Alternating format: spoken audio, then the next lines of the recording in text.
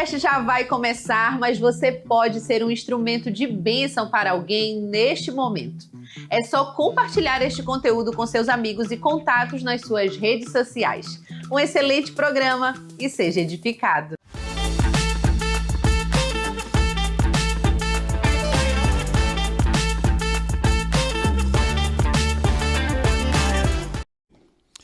Gente boa de Deus, bom dia, sejam bem-vindos a mais este programa Fé e Café, um podcast da Igreja Presbiteriana de Manaus, a Igreja da Amazônia. E nós estamos aqui, eu e o pastor Jorge, nessa segunda-feira abençoadíssima, a primeira segunda-feira do mês de março, bendito seja o nome do Senhor, que nos trouxe aqui neste lugar, e certamente o mês de março será um mês de portas abertas. Aí as pessoas ficam dizendo, poxa, pastor, o senhor está usando uma linguagem de coach, uma linguagem assim de programação neurolinguística? Eu disse, meu irmão, não, eu estou usando a palavra de Deus, porque a palavra de Deus diz o seguinte, se nossa mente estiver cheia da palavra de Deus, como Paulo disse em Filipenses 4:8, tudo que é justo, tudo que é de boa fama, se algum louvor, se alguma coisa boa existir, que isso ocupe a vossa mente. É isso que a gente tem ocupado nossa mente, né, pastor? Verdade. Enchendo a mente com coisa de Deus. Isso. Nesse novo ano, nesse novo mês, pense nas coisas do alto. Verdade. Então, meu pastor, nessa segunda-feira abençoadíssima, nós vamos agora, com a graça de Deus, orarmos e pedir a Ele que Ele nos guarde e abençoe nessa segunda-feira, meu pastor. O senhor pode orar por nós? Vamos lá, né? Vamos Lembrando que segunda-feira é dia de feira, é dia de branco também. Já dizia o meu velho pai, olha, vamos dormir, Jorginho, vamos dormir, domingo à noite, vamos dormir, que amanhã é dia de branco, amanhã é dia de feira. Cedo nós já devemos estar de pé. Então, segunda-feira, oportunidade de trabalho, oportunidade de vida, e vamos caminhar com fé no Senhor. Aleluia. Obrigado, meu Deus, por mais um dia. Obrigado, Senhor, pelas tuas providências. Obrigado, Senhor, pela tua mão poderosa. Eu peço que tu abençoe, Senhor Deus, esses que estão ligados conosco, que estão linkados pelo Facebook, pelo Instagram, pelo YouTube, que tu derrame tua graça sobre a vida deles. E desse mês que está entrando agora, que a tua glória, que a tua graça, a tua misericórdia, o teu amor e o teu perdão esteja sempre conosco, em nome de Jesus. Amém. Amém. Ô, pastor, nessa segunda-feira imprensada, nesse feriado de semana de carnaval, nós estamos aqui para falar da palavra de Deus, e nós vamos ler um texto, meu santo amigo, que está em João, capítulo 21, nos versículos 21 e 22. Esse é, na realidade, pastor Jorge, como os estudantes de teologia nos ensinam, que João, na realidade, deveria acabar.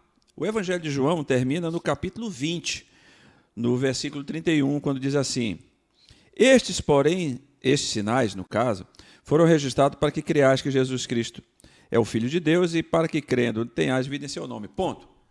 Fecha a régua, está tudo pronto. Mas aparece o capítulo 21, que é considerado um apêndice, ou seja, algo que foi colocado, com certeza, pelo Espírito Santo para nos ensinar algo.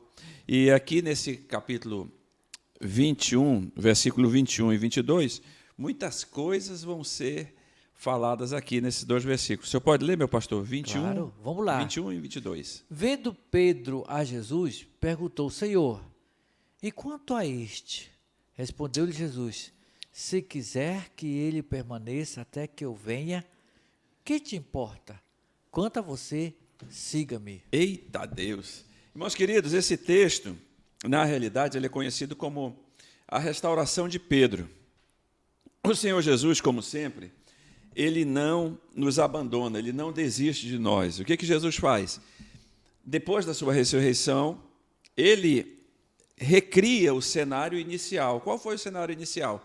Que quando ele chama os seus primeiros discípulos, ele chama onde? No mar da Galileia. Na beira do mar, eles eram pescadores, Jesus vai lá e chama-os para o seu ministério. E agora, depois de ressuscitado, Jesus reconstrói esse cenário novamente e chama-os novamente. Acontece que eles passam uma noite sem conseguir nada na pesca. Jesus aparece e diz, olha, vocês pescaram alguma coisa? Diz, não, então joga a rede do outro lado do barco. O que acontece? Novamente eles retiram muitos peixes. Muitos peixes. E aí eles se lembram, não, e quem está aí é o Senhor Jesus, como disse João. E Pedro veste a sua roupa, cai na água e vai até o encontro de Jesus. Quando chega, Jesus está lá com peixe e pão. Significando dizer o quê, pastor Jorge? Eu sou autossuficiente, eu não preciso do pão de vocês, eu não preciso do peixe de vocês, está aqui, ó. Já tem aqui. Quando chegaram, já estava tudo assado. Aí Jesus chega e faz 3 perguntas para Pedro no final. Pedro, tu me amas? Pedro, tu me amas? Pedro, tu me amas? E a resposta de Pedro foi? Tu sabe todas as coisas, Senhor. Sabe que eu te amo. Sabe que eu te amo. E chorou. Chorou demais. É interessante, pastor Miguel, algumas coisas a considerar nisso aí. Primeiramente, o Senhor chegou, nós vimos a figura de Pedro aí. Pedro é um dos personagens aqui, primeiro Jesus.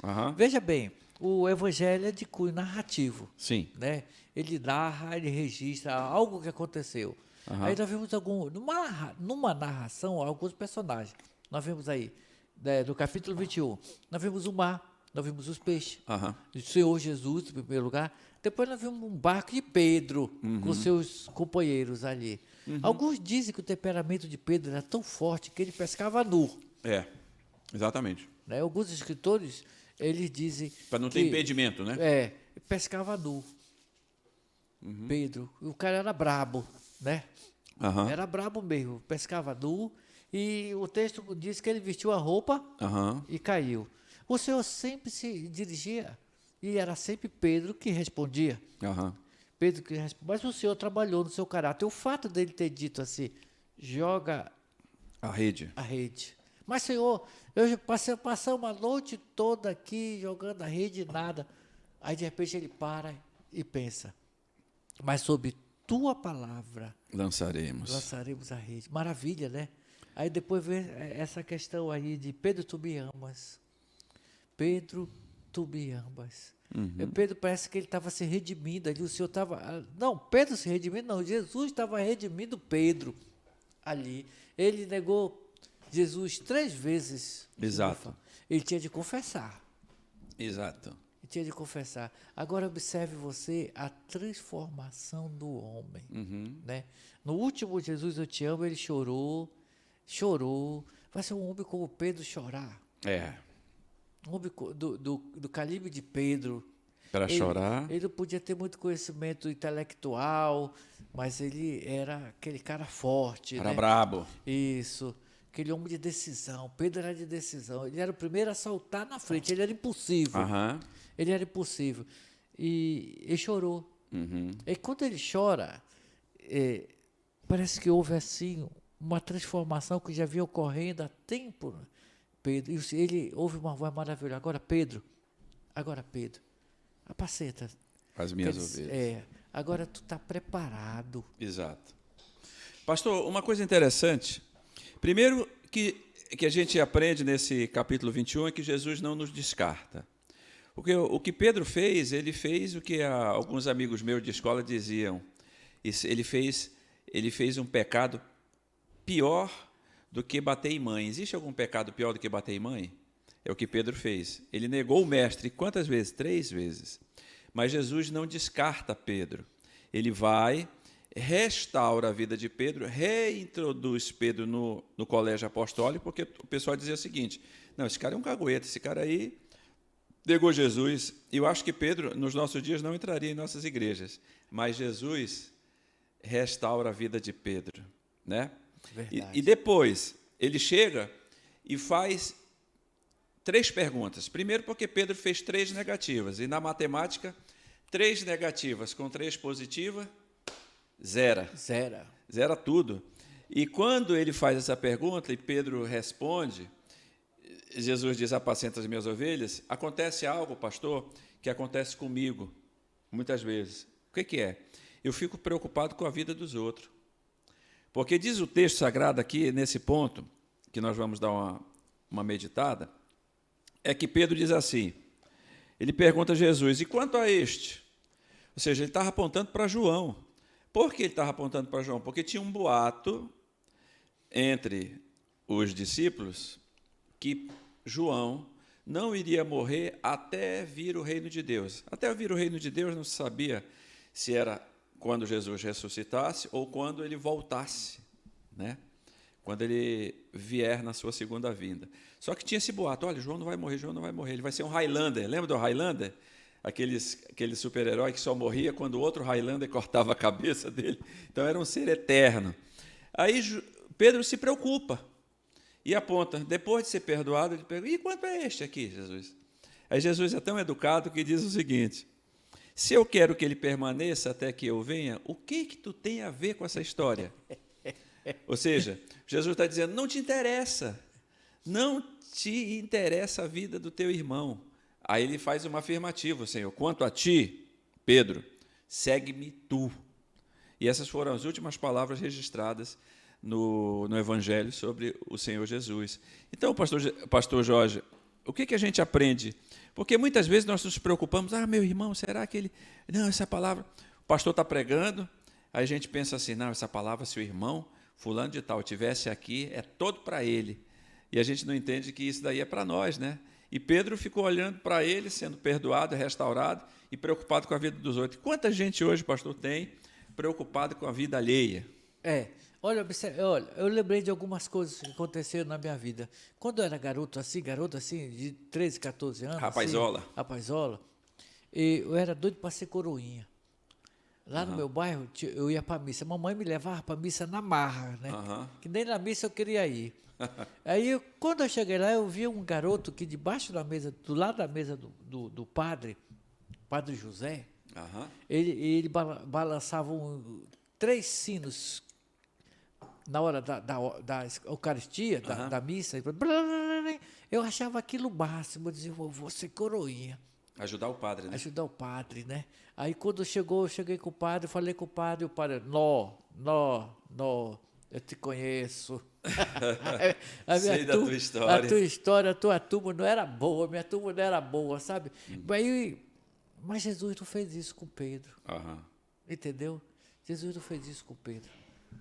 Pedro chegou. Tem um historiador que ele diz que quando Pedro viu Jesus na praia, o primeiro a saltar foi ele. Sim. Soltar. E ele disse que quando Pedro chegou com Jesus e disse, Senhor Jesus, Pedro chamou Jesus e disse, tu me aceita ainda? Tu me aceita? Mas eu sei que isso é conjectura do escritor. Ele disse, Senhor, mestre, agora eu não tenho mais medo de mim mesmo e nem do mundo. Né? Houve aí uma transformação, e é o que Deus faz conosco. Agora, o que acontece nesse texto aí, quando o Senhor diz, olha, Pedro, se eu quiser que ele viva, isso não te interessa. O Senhor faz algumas coisas quando nos chama, ele nos dá a direção e nos dá o alvo. Além de transformar a nossa vida. Amém. Pedro não deixou de ser impossível, não. E continua sendo aquele homem bravo, não digo assim, forte, personalidade forte, por isso ele era líder. Sim. Porque o líder tem que enfrentar dificuldades, seja o líder da família, seja o líder da empresa. Ele tem que ser forte. De que aspecto? Ele tem que ser aquele forte de lutar sempre, de estar sempre na frente. Ele é o linha de frente. Ele é a linha de frente. O Senhor Jesus não tirou isso de Pedro, não. Tanto que quando ele morreu, ele disse, eu vou, mas me coloca de cabeça para baixo, porque eu não sou digno, olha só, de ser igual o meu mestre. Aí o escritor diz assim, que ele deu um grito ainda, Senhor, não vou negar. Então você observa, mas o Senhor deu alvo para ele. E Pedro estava preocupado com o outro. É isso que acontece na nossa vida. Deus te deu um alvo, Deus te deu um ministério, Deus te deu algo para te fazer. Pastor Miguel, você que está conosco, não tem como não lembrar de Neemias. Sim. Quando Neemias estava construindo o muro de Jerusalém, era uma espada na mão e carregava a pedra com a outra. Né? Exato. Ali construiu o muro, Neemias. Sim. E chegou alguém, aí é que tem as vozes adjacentes, né? As vozes que vêm. Davi ouviu muito isso até dos seus irmãos. Como é que tu vai fazer? Tu vai encarar esse gigante, tu vai matar. Tu já está querendo aparecer. Davi ouviu, mas não ligou. Tu vai morrer, Zé. Não ligou, saiu. Neemias disse, estou fazendo uma grande obra. Estou fazendo uma grande obra. Eu não tenho tempo para outra coisa. Não, eu vou fugir. Foge, Neemias. Eu sou homem de fugir. Olha o caráter de... Não, Pedro. Não. Acaso, diz o texto, sou homem de fugir. Sou homem de fugir. Neemias era forte. Né? Então, Deus transforma o homem. assim. E o foco, Aham. o que Jesus estava falando para Pedro, Pedro, eu tenho algo para ti, foca naquilo que tu tens de fazer. É verdade, pastor Jorge. É muito interessante essa sua abordagem, porque Jesus relembra a Pedro e diz o seguinte: Pedro, eu te dei um ministério. Qual é o teu ministério? O teu ministério é cuidar das minhas ovelhas. Não fique interessado no que eu vou fazer com João, porque o que eu vou fazer com João é algo meu e dele, ou seja, é algo particular. E Pedro, na realidade, pastor, aí, ele recebe duas exortações. A primeira é: você está restaurado, Pedro. Segundo, o fato de você ser restaurado não quer dizer que você vá se intrometer na vida dos outros. Então, isso, pastor, eu aprendo também que Deus tem algo para fazer em particular com meu irmão. Por exemplo, eu tenho 2 filhos, acho que o senhor tem... Quantos filhos, pastor? Rapaz, juntando tudo dá uns 5, né? 6 biológicos e mais uns 3 que nós Exato. adotamos, dá 8. Seio do coração, né? É. Então, o que acontece? Para cada filho tem uma dosagem. Por exemplo, o meu filho Leonardo, eu tenho que falar com ele em módulo AM, amplitude modulada. Já a minha filha, a Natália, ela, esperta, já pega em FM, frequência modulada. Então, cada um dos nossos filhos, os pais tratam de acordo como eles devem ser tratados. Assim é o Senhor, quando fala com Pedro, dizendo: Pedro, você foi restaurado, abençoado, está dentro do ministério, eu quero você, eu quero te transformar, eu vou te transformar, você tem um trabalho, mas não se meta na vida dos outros. E quantas pessoas da igreja, pastor, perdem tempo com a vida dos outros? Isso não quer dizer que a gente não se importe, que não ore, que não ajude. Mas esse aqui, o que Pedro está sendo admoestado pelo Senhor é: deixa a vida do outro, mano. Não te interessa. Para de fazer conjecturas sobre a vida de João, porque você, o primeiro objetivo da sua vida é fazer o quê? Seguir-me. Quando a gente olha, é como diz o Dr. Shedd, pastor, lembra do saudoso Dr. Shedd? Quanto mais a gente se aproxima da palavra, mais busca a palavra, o que acontece? Mais a gente descobre que nós estamos necessitados e carentes da graça do Senhor. A gente não tem tempo para ver a vida dos outros, né? Então, Pedro foi alertado dizendo o seguinte: Pedro, deixa João, eu vou cuidar de João. Ou seja, não te mete, não, como diria a vovó, não mete o bedelho onde você não é chamado, não é não, pastor? Aí você observa o seguinte: o que Pedro estava fazendo? Ele estava olhando para João, querendo ajudá-lo. Ele estava olhando para João, querendo socorrer João. Ele estava olhando para João para suprir uma necessidade de João. Tá nada, ele estava querendo saber, ele queria saber das últimas notícias, né? Esqueceu o que aconteceu com ele. Olha, quando eu vejo assim, eu vou passando pela rua de madrugada, eu ando muito, às vezes, de madrugada, eu vejo pessoas na rua, andando na rua, jovem, menino, criança andando na rua, eu olho assim, de onde Deus me tirou daí. Sim. Jamais eu posso olhar para aquela pessoa, criticar aquela pessoa, apontar o dedo para aquela pessoa, eu não posso. Se é um cara que não pode, sou eu. Sim. De lá o Senhor me tirou, dali o Senhor me tirou. Com mão forte, né? Com mão forte, poderosa, me restaurou, né? Me restaurou, e a única coisa que ele não fez, não conseguiu, que ele não quis fazer foi mais bonito, né? Mas que ele me tirou. Agora, depois de eu limpo, sarado, santo, purificado, aí eu vejo eu vou jogar pedra. Era esse sentido. E aí, Senhor, parece que Pedro tinha esquecido por tudo que ele passou. E olha, se nós não vigiarmos, se nós não observarmos, nós fazemos igual. O meu avô, eu vou falar do meu avô novamente, ele dizia assim: meu filho, macaco só olha para o rabo do outro. Exato. O dele ele não olha nunca, porque fica para trás, ele só olha Exato. para o rabo do outro. Então, às vezes, Miguel, e você que está conosco, eu olhando para a vida do meu irmão, não sendo para ajudar, não sendo para socorrê-lo, porque, segundo a palavra, o meu irmão também é responsabilidade minha. Mas em que aspecto? Em que aspecto? Cuidado, né? Zelo, quer dizer, nesse sentido, se Pedro tivesse com esse sentimento no coração, jamais o Senhor iria repreendê-lo, né? Forte, como o Senhor repreendeu forte aqui, essa expressão foi forte. Foi pesada. Foi. Ele não estava dizendo assim: Pedro, não te mexe. Não, ele disse: o que o Senhor está dizendo é o seguinte: se eu quero que ele fique, que você tem a ver com isso? Foi forte, realmente. Foi forte. Parece que o E senhor- essa repreensão, pastor, quanto a ti, segue-me, é uma ordem. Isso. Ordem para mim, ordem para você, meu irmão, ordem para nós, que nós devemos seguir o Senhor continuamente. Aí é o foco, né? É o foco. É o foco. A gente vê toda a pedagogia do Senhor durante todo o contexto bíblico, desde Gênesis. Abraão tirou o foco do Senhor lá. O próprio Pedro, né? Quando andou sobre as águas, ninguém andou sobre as águas até hoje. O pessoal diz, não, mas ele caiu, ele afundou. Eu disse, sim, mas ele foi o único que encarou.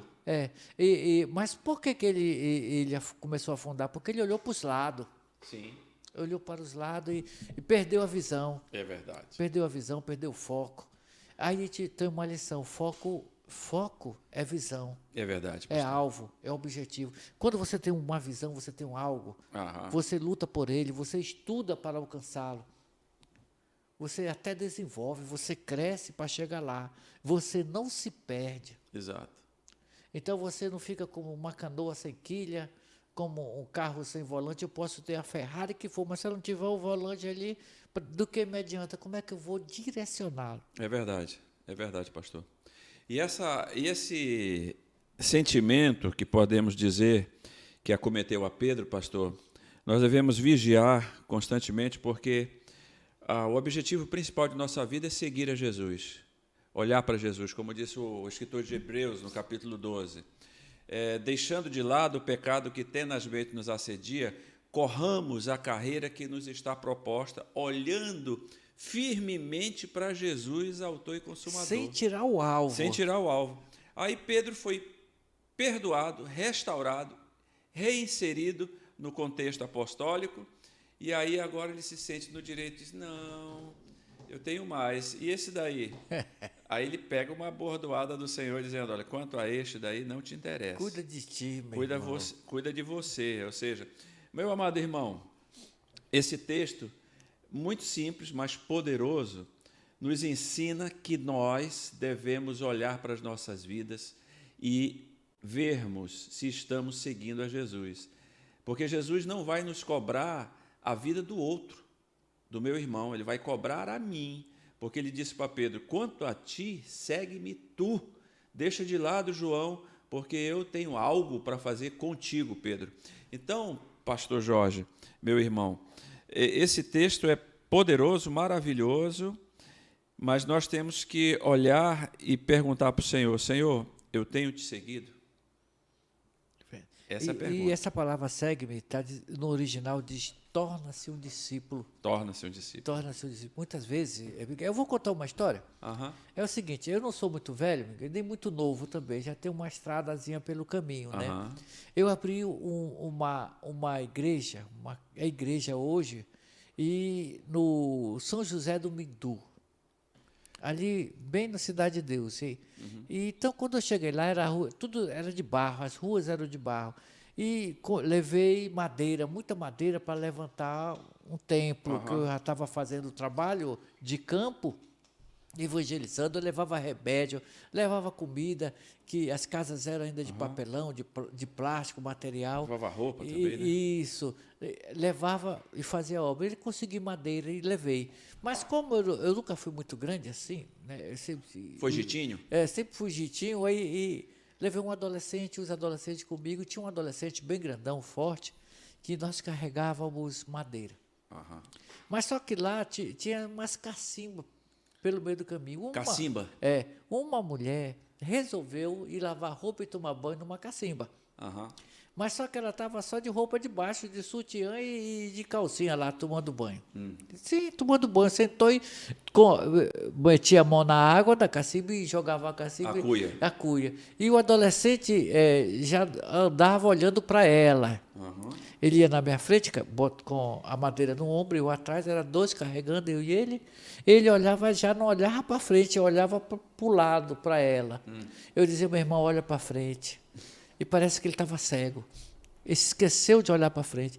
E eu dizia, meu irmão, olha para frente. E olhando para a mulher que tomava banho, com roupas pequenas, ele deu uma topada numa ferpa que estava esperando ele no caminho. Eita. e abriu um buraco no pé e eu fiquei sem um ajudante e fiquei sozinho. Rapaz, Quer dizer, é o mesmo sentido que o Senhor está dizendo para Pedro, olha para cá, não olha para isso daí. foca naquilo que eu estou te dando. É. Né? Porque Pedro estava olhando para João, mas ele não estava querendo ajudar João. Queria era psicar, né? Estava querendo se meter na vida do outro, querendo saber o que estava acontecendo. E isso acontece, sabe por quê? Isso é prejudicial para nós, nesse sentido. Sim. De que forma? Eu perco o alvo. Eu não dou continuidade naquilo que Deus me deu. Quantas pessoas tem por aí que quer fazer tudo e não faz nada? Verdade? Não foca no seu trabalho e não faz nada. E quando faz algo, não faz perfeito para Deus, não faz com dedicação, porque quer fazer muitas coisas ao mesmo tempo. Eu cheguei com o nosso pastor querido, pastor Francisco, e ele sabe como é. Eu fiz uma rotina diária de manhã, eu estou aqui, estou no escritório, ajudo aqui, vou para ali, ajudo em tudo, mas de tarde eu tenho uma missão. E a minha missão Com os abençoados. vou para as comunidades de Manaus, vou para lá. É o meu alvo principal. Amém. Né? Ajudo, procuro ajudar no máximo que eu ajudo, não com vontade de ganhar dinheiro, não com vontade, eu ajudo porque eu tenho prazer. Abençoado. Eu gosto, mas eu tenho aquilo que o Senhor me deu, eu não tiro o foco. É verdade, pastor. Quando é de tarde, ninguém me acha mais por aqui, pelo escritório, né? Exatamente. Eu estou correndo. Tá no trecho. Tô aí, andando pelas comunidades. Que bênção. Meus irmãos queridos, pastor Jorge, amados irmãos, esse texto nos mostra que, como disse o meu querido pastor Jorge, Deus nos deu uma missão e nós devemos cumpri-la. Nós não devemos ficar preocupados com a vida alheia, com a vida do meu irmão, mas nós devemos estar olhando para Jesus e fixos nele, servindo a ele e abençoando a todos aqueles que ele deseja que nós abençoemos. Como ele disse para Pedro, apacenta as minhas ovelhas. E João não te interessa. Não te importa com João, porque eu vou cuidar de João. Quanto a ti, Pedro, segue-me tu. Pastor Jorge, suas considerações, meu pastor. Bem, eu quero dizer que nos ensina Jesus. Se tu olhar para o teu irmão, se não for para ajudar... Cala tua boca. Fica na tua, né? O Senhor nos deu uma missão a cada um de nós. Devemos focar nessa missão. Se eu olhar para o meu irmão, que seja para ajudá-lo. Amém. Né? Que seja para socorrê-lo. Amém. Que seja para cuidar. Essa também é a nossa função. Amém. Né? É a nossa função. Mas olhe para frente, siga o alvo que Deus colocou no teu coração, na tua vida. Cuida de fazer a obra que Deus botou em tuas mãos. E Ele vai te abençoar. Amém. Meus irmãos, fica com essa palavra do Senhor no teu coração. Siga Jesus fixamente. Não se preocupe com a vida alheia. Quanto a ti, segue-me tu, conforme disse Jesus, e cumpre a obra que Ele te deu. Que o Senhor te abençoe nesse dia e que nós certamente vamos nos encontrar em outra oportunidade no Fé e Café. Que a graça do Senhor esteja contigo, no nome de Jesus.